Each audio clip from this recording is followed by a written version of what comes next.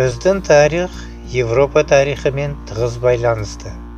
Біз Европаның бір бөлігіміз, деп Түркия Европа одағының бір мүшесі боларға ниет білдірген болатын, талпынған болатын.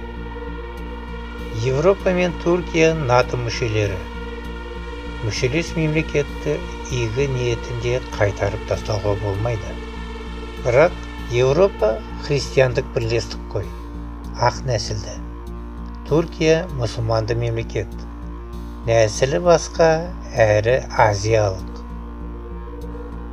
Түркия Европа одағының бір мүшесі болып алса, Европада онсыз да аз емес мұсылмандар үлесі күрт өсе түспек.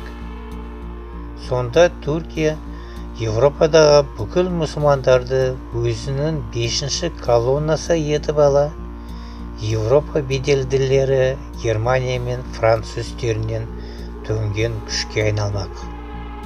Осылар арқылы бүкіл Европаға да ықпалды болмақ.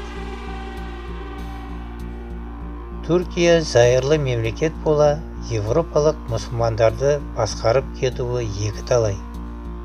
Осыны ескере, Ердоған шұғыл діндар бола кетті. Исламға жан-жақты қолдау көрсетіле басталды.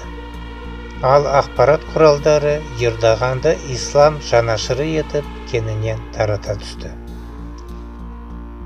Әрине, Франция мен Германия мұсылманды Түркияны Европа мүшелігіне қабылдай алмайды.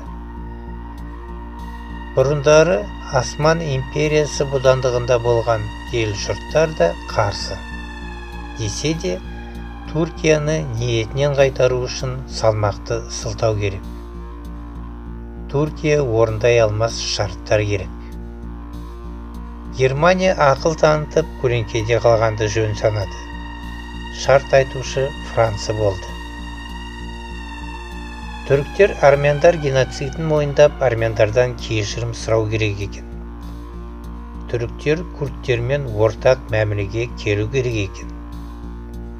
Түріктер Кипр жерлерін босату керек екен. Осы үш талаптардың бірінде Түркия орындай алмады. Орындай алмаған соң Европа мүшелігіне де жол атылмады. Қаһарына түскен Ердоған имперлік жолға түсіп, Европадағы мұсылмандарды құтырта түсті. Мұсылмандар миграциясына жолдар ашты. Қап аймағында, Сирияда, Ливияда, Ресей мен Европаға бәсекелес саясатын жүргізе кетті. Путинге ашулана, Ердоған Украинамен де жақындаса түсті. Міне, Түркия, Европа, Ресей араларындағы жанжалдарды мен осылай көремін.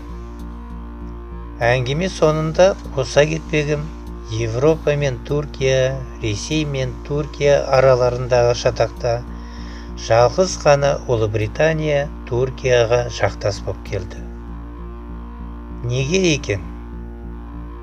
Ол жайында бөлек әңгіме.